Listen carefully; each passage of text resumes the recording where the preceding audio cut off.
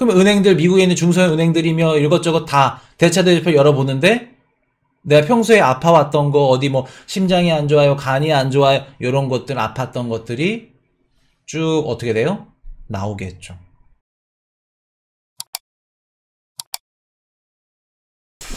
이제 이번에 좀 말씀드릴 내용은 지금 막 뭐 다양한 방송들에서 뭐 이런 얘기들 하죠. 지금 뭐 중앙은행에서 연준에서 뭐 3천억 달러의 대차 대조표가 늘었다, 유동성을 공급하고 있다, 물가가 막 급등할 거다, 이러면 또 우리 뭐 경기 침체할 거다, 뭐 전 세계 경기 대공황이 될 거다, 뭐 이런 얘기들 막 나오죠.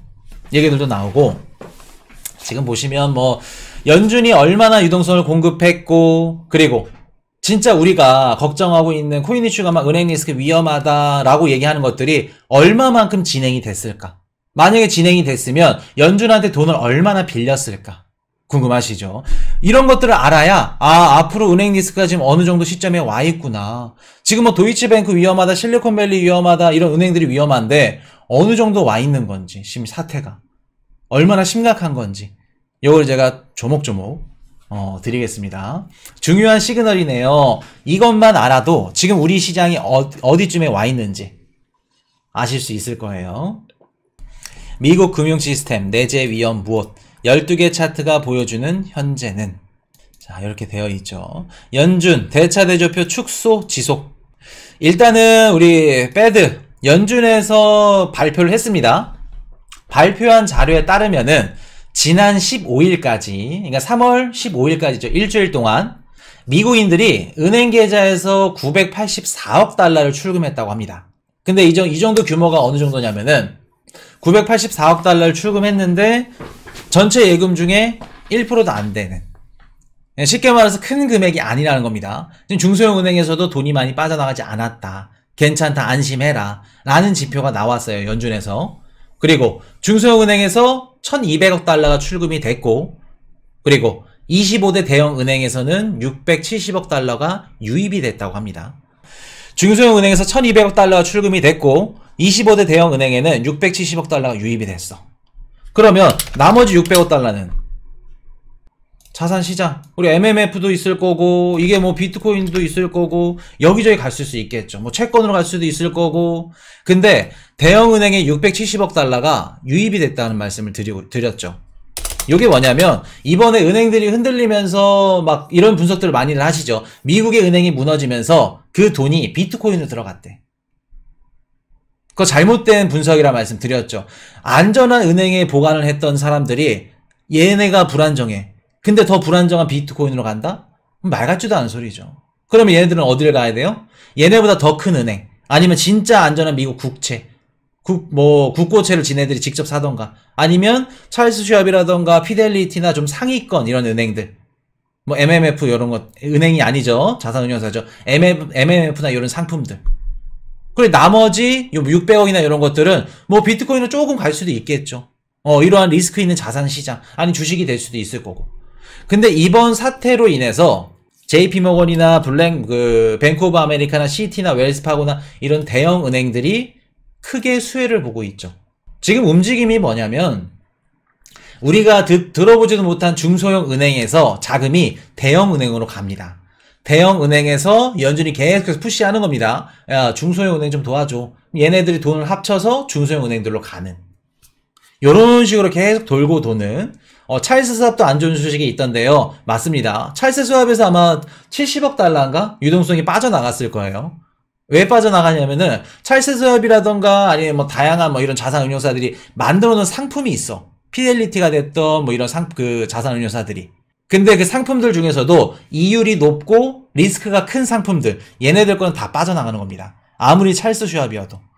그렇게 되면서 찰스 슈왑이 좀 안 좋고. 그런데 아까 EDXM 말씀하셨죠. 걔네들 주관사가 찰스 슈왑입니다. 코인 이슈가 EDXM 나오면은 비트코인 시장 떡상 안 한다 말씀을 드렸었죠. 왜 폭등 안 한다고 했었는지 몇 달 전에 곰곰이 생각을 해보세요. 뭐 코인 이슈가 맞았다, 뭐 틀렸다, 뭐 잘했다 말씀을 드리는 게 아닙니다. 그냥 뭣도 모르면은 뭐 그냥 걔네들이 만들었으니까 떡상 간다, 우리 코인 시장 뭐 폭등한다 이런 얘기 나오겠지. 자, 그러면 우리들이 가장 궁금해하는 연준의 대차 대조표를 한번 볼게요. 연준의 대차 대출표를 봤더니 지난 한 주간 940억 달러가 증가를 했습니다. 그래서 좀 디테일하게 보면은, 자, 이거 어려우니까. 연준의 재할인 창구, 디스카운트 윈도우를 통한 자금은 420억 달러가 감소하고, 최근에 만든 BTFP 프로그램 있죠? 요거에 430억 달러가 대출이 실행이 됐다고 합니다. 어렵죠? 이게 뭔 얘기인지. 요거 원래 멤버십 방송에서 조금 다뤄드렸는데, 이 내용을 좀 멤버십 방송에서 다뤄드리려고 하다가, 이거는, 구독자분들 좀 알고 계시면 좋을 것 같아서, 기본 상식으로 말씀을 드려볼게요. 자, 회원방송 들으셨다면 DW 조금 더 이해가 더 빠르실 건데, 한 번 더 복습 겸. 연준에서 시중에 있는 은행들한테 유동성을 공급할 수 있는 방법이 두 가지가 있습니다. 두 가지가 있는데, 첫째, 디스카운트 윈도우라고, 요게 이제 기존의 자금을 또 뭐라 그럴까, 은행이 자금이 부족해. 그러면 수혈할 수 있는 방법 중에 하나가 디스카운트 윈도우다. DW라는 게 뭐냐면, 은행들이 연준한테 돈을 빌리는데, 이 DW 대출이라는 게, 예를 들어서 내가 A라는 은행이야. 근데 연준한테 DW를 해서 돈을 빌렸어. 그러면 시장에 소문이 납니다. DW한 은행들 리스크가 싹 떠요. 근데 이게 뭐랑도 같냐면은, 우리가 개인 대출 받죠. 개인 대출을 받으면 뭐 신용등급이 높으신 분들은 1금융권에서 받으실 거고, 신용등급이 조금 낮아. 그러면 2금융권, 뭐 3금융권, 안 좋으면 4차까지도. 근데 이게 신용등급이 낮은 은행들도 받을 수 있는 게 디스카운트 윈도우입니다. 쉽게 말해서 DW를 받았어. 그럼 시장에서 뭐라고 생각할까? 보통 DW를 받는 게 중소형 은행들입니다. 쟤네가 DW 대출을 받았어? 너네 돈 없구나. 아니면 너네 갖고 있는 자산이 부실 채권이구나. 아니면 리스크가 있는 좀 불안정한 채권이구나. 얘네들이 대출을 받을 때 채권을 맡기고 대출을 받습니다. 근데 DW 대출은 뭐예요? 조금 불안정한 채권들. 그리고 이렇게 대출을 받았어. 당연히 은행도 신용 등급이 있죠. 신용 등급이 좋아질까 떨어질까? 좋지 않죠. 부채가 늘어나고 DW 받았다는 건 당연히 시장에서 싫어하기 때문에 어떻게 돼요? 신용 등급이 좋을 수가 없습니다. 자, 그러면 이 DW보다 좋은, 내가 만약에 좋은 채권을 갖고 있어. 우량 채권이야. 막 안전한 채권이야. 예를 들어서 주식으로 따지면 애플을 갖고 있어. 좋은 걸 갖고 있는데 DW는 받고 싶지가 않아. 그렇게 해서 이번에 생긴 게 뭐예요? 우리 뱅크텀 펀드 프로그램이라고, BTFP라고 연준에서 이번에 만든 겁니다. 그러면 DW보다 업그레이드된 이 프로그램이 BTFP. 차이점은 뭐예요? 좀 더 안전한 채권. 예를 들어서 뭐 이번에 실리콘밸리가 갖고 있었던 미국 장기국채라던가, 누가 봐도 안전자산, 좀 짱짱한 거, 이런 채권들, 이런 자산들, 이런 것들을 받아주면서 대출을 해주는 게 BTFP다. 이해되셨나요? 두 가지가 존재합니다. 자, 그러면 지금 다시 갈게요. 연준의 재할인 창구 DW를 통한 자금은 420억 달러가 감소하고, 최근에 만든 BTFP가 430억 달러가 대출이 발생했대. 이게 무슨 뜻일까? 시장에서 낙인으로 찍히는 요 자금은 감소했고, 안전한 BTFP 요거는 늘어났다는 겁니다. 그 뜻은 무슨 뜻이냐면, 불안정한 거 요걸로 바꿔치기 했다는 겁니다. 또이또이로. 그러니까 시장이 괜찮다, 좋다, 요 얘기하는 겁니다. 이해되셨나요? 자, 그러면 다시 돌아와서 요렇게 지금 한 주간 940억 달러 증가를 했고, 시장이 안 좋게 보는 DW, 위험하게 평가를 하는 DW역에 줄어들었고, 안전한 BTFP가 늘어났다. 이 기사를 보고 어떻게 분석을 하냐면, 봐라, 연준의 대차 대출표 이렇게 많이 늘어나지 않았다. 연준에서 유동성 공급 대출을 많이 안 해줬다는 건 은행 시스템 리스크가 생각보다 크지 않다. 만약에 컸다 그러면은 연준이 DW, 디스카운트 윈도우를 많이 내줬겠지. 어떻게 생각하시나요? 맞는 말이죠. DW 잔액이 많이 늘어나지 않았다는 건, 지금 중소형 은행들이 막 무너져가지고 막 살려주세요 하면서 DW를 받은 자금들이 막 늘어났어. 그런 상황이 아니라는 겁니다. 이해되셨나요? 자, 그러면 보세요. 이거를 우리가 좋게만 바라볼 수 있을까? 지금 연준에서 발표를 했어. 자료를 발표했는데 미국의 중소형 은행들에서 돈이 많이 빠져나가고 있지 않습니다. 그리고 빠져나간 은행 그 자금들은 미국의 상위 은행으로 다시 돌아갑니다. 안심하세요. 첫 번째. 그리고 연준이 돈을 빌려주는 그 대출해주는 방법이 두 가지인데 첫 번째와 두 가지 우리 DW랑 BTFP가 있는데 안심하세요. 미국 은행들이 지금 쓰러지고 막 힘들어서 안 좋은 방법으로 돈을 지금 대출이 양이 줄어들고 있습니다. 자, 이 얘기만 들어봤을 때 생각보다 미국에 있는 은행들 시스템 리스크는 심각하지 않구나 라고 분석을 할 수 있어요. 자, 그러면 코인 이슈가 분석한 내용을 한번 말씀을 드려볼게요. 아까 DW 대출은 디스카운트 윈도우 대출을 받으면 시장에서 어떻게 본다고 말씀드렸죠? 시장에서 좋지 않게 본다고 말씀을 드렸죠. 자, 내가 A라는 중소형 은행이야. 근데 지금은 어떤 시기라 그래 말씀드렸나요? 지나가다가 그냥 어깨만 부딪혀도 입원해야 돼. 응급실 끌려가야 돼. 그 정도로 어떻게 해요? 도이치뱅크 이것저것 예금, 뱅크런 이런 것도 없었고 투자를 잘못했거나 이런 무리하게 베팅을 했거나 이런 것도 없었습니다. 그럼에도 막 CDS 프리미엄 올라가면서 부도나니 무너지는 이런 얘기 나오고 있죠. 자, 내가 A라는 중소형 은행이야. 연준한테 지금 자금이 진짜 너무 쪼달려. 대출 받아야 돼. 뱅크런이 나기 일보 직전이야. 연준한테 DW 받을 수 있을까? 물론 지금 망가지기 일보 직전이면 DW 대출 받겠죠. 근데 애매모호한 상황이야. DW 대출 받을 수 있을까? 중소형 은행이? 내가 연준한테 디스카운트 윈도우를 받으면 시장이 어떻게 돼요? 시장에서 바로 낙인이 찍힙니다. 소문이 나요. 야, A라는 은행이 연준한테 DW 이거 제한인 창구 이용해서 돈 받았다더라. 그 은행에 집중이 되겠죠. 그 은행은 어떻게 돼요? 대차 대주표 다 열어볼 거고 돈이 얼마고 뭐가 부실 채권이 어떨 거고 이럴 거고 그 은행은 바로 다음날 어떻게 돼요? 뱅크런 기사 나는 겁니다. 그럼 중소형 은행들이 지금 애매모호하고 힘들어도 디스카운트 윈도우를 받을 수 있을까? 이런 것들도 위험할 수 있기 때문에 새로 생긴 게 BTFP야. 요 프로그램인데 요것도 받을 수 있을까? 중소형 은행들이? 우량 채권을 갖고 있어야 돼.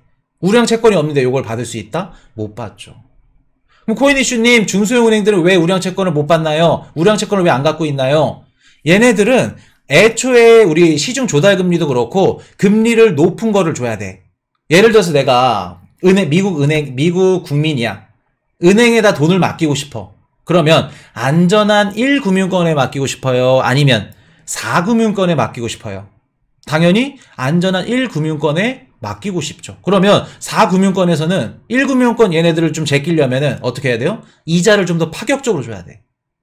그러려면 똑같이 고객들이 은행에 예치를 하고 하더라도 얘네들은 자산을 뭘로 갖고 있어야 돼요? 리스크 있는 회사채라던가 이런 공격적인 자산에 투자를 해야 돼. 근데 그 공격적인 자산을 연준이 받아주나 안 받아주나? 안 받아주겠죠. 그렇게 안 받아주는 것들이 디스카운트 윈도우 받는 겁니다. 근데 이걸 받자니 시장에서 낙인을 찍히게 되고 뱅크런 가능성이 계속해서 얘기가 나오고 그렇기 때문에 지금 연준 대차 대조표든 뭐든 발표한 자료든 자료만 봤을 때는 너무나도 좋아. 너무나도 좋아. 너무나도 좋은데 오리진님이 잘 말씀 주셨네. 중소형 은행이 아픈 걸 숨기고 있다. 아픈 거를 아프다고 얘기를 못해 지금. 그렇다는 겁니다. 그러면 아픈 게 언제 나올까? 아픈 게 평생 숨길 수는 없을 거 아니야. 아픈 걸 언제 말해야 될까? 나 아파요. 중소형 은행들이. 자, 연말 되면은 우리가 연말에 은행을 가. 연말에 은행을 가면은 이거 반드시 있어. 금리가 미쳐. 이자가 미치는데 막 특판 상품이 나와. 왜 그럴까? 연말에 가면은 은행 가면은 막 평소에 우리가 들었던 이런 예적금 상품들인데 특판이래. 뒤집어진대. 이자가 너무 높대. 보통 정부에서 은행들의 대차 대조표를 봅니다. 까보는 거죠. 열어봅니다. 열어보는데 보통 언제 열어보냐면은 분기 말, 연말 이때 열어봐요. 그러면 내가 은행이야. 정부에서 내 대차 대조표를 열어보는데 내가 갖고 있는 현금이 당연히 많아야겠죠. 그러면 코코본드를 발행하던 아니면 고객들한테 예금 상품을 많이 받던 좋게 평가를 받으려면 언제 이자를 좀 더 세게 주고 많은 양의 유입을 시켜야겠죠. 예금을. 그게 언제다? 보통 분기 말 그리고 연말 이때. 이건 상식적으로 알고 계시면 좋습니다. 자, 그러면 이번 연도 이제 EQ 실적 발표 이제 거의 다 끝났고 다음 분기 말에 대차 대조표를 열어보겠죠. 정부에서. 그러면 은행들, 미국에 있는 중소형 은행들이며 이것저것 다 대차 대조표 열어보는데 내가 평소에 아파왔던 거 어디 뭐 심장이 안 좋아요, 간이 안 좋아요 이런 것들 아팠던 것들이 쭉 어떻게 돼요? 나오겠죠. 그리고 그때 전까지도 열어보기 전까지 막 너무 아파 그런 은행들은 어쩔 수 없이 디스카운트 윈도우 하는 거고 만약에 디스카운트 윈도우 했다 그 은행은 반드시 다음에 어떻게 된다? 다음날 뱅크런이 나니 위험하니 뭐니 이런 기사들이 나오는 겁니다. 이런 분석은 대한민국엔 없지. 경제든 코인이든 주식이든 이렇게 쉽게 알려준데 요거 이해 안 되시면 안 됩니다. 이해가 안 되시면 두 번, 세 번 계속 이해될 때까지 보셔야 돼. 그러면 우리가 분기 말 이때 대차 대조표 열어볼 때 그때 한 번 더 미국에 있는 은행들이 다시 한번 나올 수 있다는 겁니다. 이해되셨죠? 그렇기 때문에 얘네들도 아픈 걸 숨길 수는 없어. 대출 안 받을 수는 없어. 아픈데 어떡해. 당장 쓰러지겠는데. 연준의 특급 치료제를 먹어야지. 약을. DW를. 그렇기 때문에 지금 그 정부나 바이든이나 제니 옐런 누님이나 재무부 제노팔 연준 의장이나 그리고 독일의 올라프죠. 숄츠 총리 그리고 ECB 크리스틴 라가르드 그리고 또 막 그 스위스 대통령까지 은행이 막 터지니까 시장에 안정을 주려고 막 괜찮습니다. 우리 돈 줄 겁니다. 유동성 공급할 겁니다. 크게 생각하지 마세요. 시장을 계속해서 달래고 있죠. 달래는 이유가 다 이런 것 때문에 달래는 겁니다. 조금만 스쳐도 쓰러지는 거 알기 때문에. 진짜 쟤네들이 문제가 없고 투자를 잘못한 것도 아닌데도 무너지는 은행이 나오기 때문에. 이해되셨죠? 요렇기 때문에 지금 그런 상황이라는 거. 그리고 한 가지 말씀을 드리면 지금 뭐 유동성 공급이 되고 정부에서 돈을 뿌리고 은행에서 돈을 뿌리고 이거는 맞지 않다.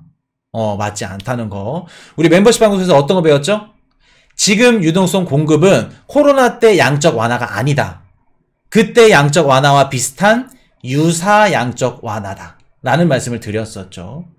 그거 꼭 명심하셔야 됩니다. 지금 막 물가 급등해서 뭐가 떨어지고 물가는 떨어질 거예요. 빠르면 4월달 CPI부터 눈에 띄게 떨어질 겁니다. 눈에 띄게. 이해되셨죠? 눈에 띄네 아닙니다. 눈에 띄게. 자, 그렇게 말씀을 드리고. Hey, I got a confession. Been losing all momentum. Just because it's easy,